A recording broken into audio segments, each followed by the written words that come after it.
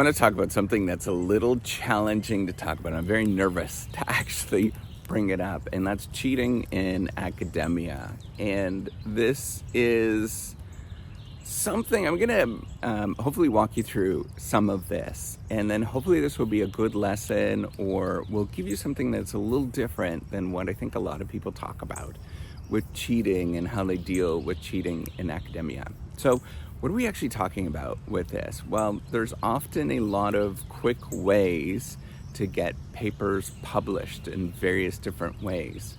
Now, there are different degrees of what it means to be cheating. One of them is, actually plagiarizing other people's work, taking it word for word, and putting it into your paper, not letting other people know. Another one that is challenging is fabricating data and making up data. There are all of these sort of moments that are like this that are really quite clear in terms of what they are. But until you actually go and write something and do it yourself, you realize that there's actually a lot of blurred lines that happen in terms of what you're doing, right? So if you take somebody else's idea, for example, it's often very difficult to sort of know when it becomes your idea and somebody else's idea. And so there's a lot of flexibility that happens. Now, there is also different kinds of, and it's not cheating per se, but there's not quote unquote a level playing field. And we know this. There's a vast literature on this that is emerging that is showing that it's not a level playing field. And you just look up, there's a great paper, it's called The Matthew Effect. We've talked about this for a long time. And that was Robert Merton, I think it was Robert. And the story goes like this, is that the more successful you get, the more resources that you actually get, and the rich get richer and the poor get poorer, right? And so these resources are opportunities, people want to work with you. There are other things like maybe you get financial resources, you get extra grant money that's thrown to you. We know that these things actually exist, and that's how it works. So from on one side, this is where it's a little hazy, right? But we know it's not a level playing field. But from one side, it makes sense because maybe it's a scientific granting agency. They're looking at that and they're saying, we want to give money to people that are going to use it in the most appropriate way, and the way that we know that they're going to be successful is based on their past success. Now, what we don't know and what is not shown is how they became successful, and what is the pattern and what that success looks like, right? And that's where I want to differ, and this is where I think what I say is a lot different than what other people say. In that there is this movement right now towards increased transparency, and I'm all for it. I think it's fantastic that we have this, and this increased transparency is supposed to remove all of the incentives, for example, right? So there is the Open Science Project. I think that in the Open Science Foundation, I think what they're doing is fantastic. What Brian Nozick and his whole team is doing, who was on this channel a little while ago, it's absolutely fantastic. But there's something else that's going on behind the scenes that we can never really remove or extract from that scenario, or we can't deal with these particular things.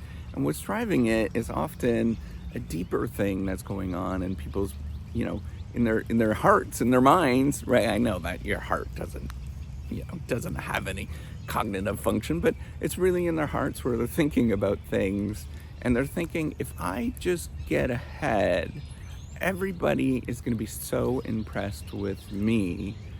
And it's deeply ingrained with who they are, right? And I can't change everybody. I'm not going to sort of address everybody, because I know that there's lots of people that, for example, have different personality types that will always want to succeed, and they're never going to listen to people. And it's hard for them to listen to people, right? It's hard for stuff to sink in. But there are a lot of people that are on the margin, that are on the fence, right? That they think about, if I just get ahead just a little bit, my whole life is going to be different. And I'm here to tell you, this is deeply ingrained with who I am and how I feel. And I'm here to tell you that it never goes away. You don't change that feeling that you have of who you are, that you're inferior, that you're problematic, that you don't know anything. That never goes away. I've been doing this for a long time, and on some dimensions, people would call me successful, and other ones, they're not going to call me successful, right? And so I can look at this and I can sort of say, hey, I'm always going to focus on those things. So me personally, because that's the way I think about things, and I think this is human nature, I think about the things in the dimensions where people are not going to think that I'm successful. And that is somewhat problematic, right? And that's where I'm going to get you to think instead of, because why is it problematic? The reason is I'm going to go try to solve that. And I'm going to realize that there is systematic issues that prevent me from getting ahead in these different areas, right? Like there are some systematic issues. We know that there's barriers that exist. And so the only way that I can change this is if I game the system. And some of those gaming the system things are not quite on the up and up, right? And we have to be very careful with that. So what can I possibly do is, I'm going to tell you this right at the get-go, is I'm a failure and I'm a loser and I can't get anything done. And the reason why I do this is to make sure that I am humble and that I don't have to impress anybody, right? I don't have to do all of that impression management stuff. So I am very cognizant with this. If it means me spending a little bit more time where I just simply say, screw it, I'm okay with who I am. I'm gonna wallow over here like Eeyore, but Eeyore is probably doing the right thing at this moment, right? That is probably the best thing to do in this particular scenario, because Eeyore is raw. Everybody knows that Eeyore is Eeyore. Right. And so I want you to think about this is, how can you be more open with who you are and stop trying to impress other people? Stop sort of going in those moments where you are thinking of, if I get this right, everybody's going to like me. Or if I get this job, or if I get this postdoc, or if I get this degree, everybody is going to like me. And, the truth is, they don't. Right? The truth is they're not going to like you anymore.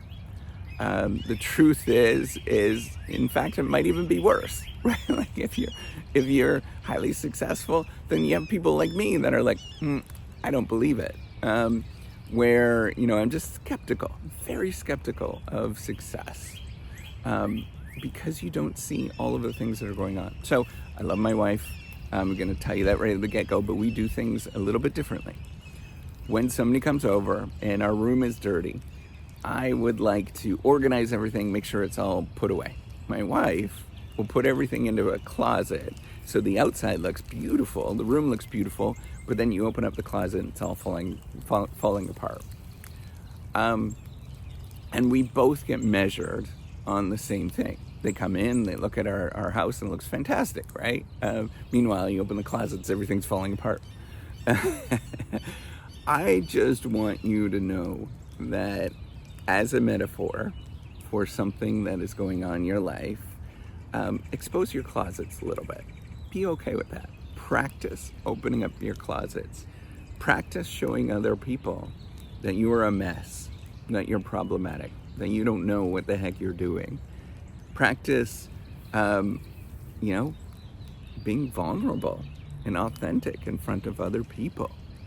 You don't have to impress upon other people, right? The more that you go down this route, the more that you're open about things and you say, man, that is tough. Like writing for me, and I'm going to be the first one to admit, I try to mimic other people's writing. Like I actually try to look at how they write things. I can't do it, but I'm damn as nervous when I'm actually doing it because I'm thinking, oh, somebody's going to think that I'm copying from them and all that kind of stuff. No, I'm trying to mimic how they write because that's what we actually do. But at the same time, I'm nervous. I'm always edgy, and I feel gross inside about doing these things. So I'm somewhat careful about this, right? And this grossness is not something. I just have a lot of anxiety that's built up with all of this. And I just want to make sure I'm doing the right thing. And here's the thing, when you go and you do the academic game, when you do research, there's never a right thing. There's never a right moment. You don't know if you're doing the right things or not. You really don't. And you think that there is an easy, straightforward answer. There is not. There's never an easy, straightforward answer. And the more that we get open about this, and the more that we simply say, and a lot of this rests on the gatekeepers, right? The editors, the reviewers, and saying, let's accept people for who they are.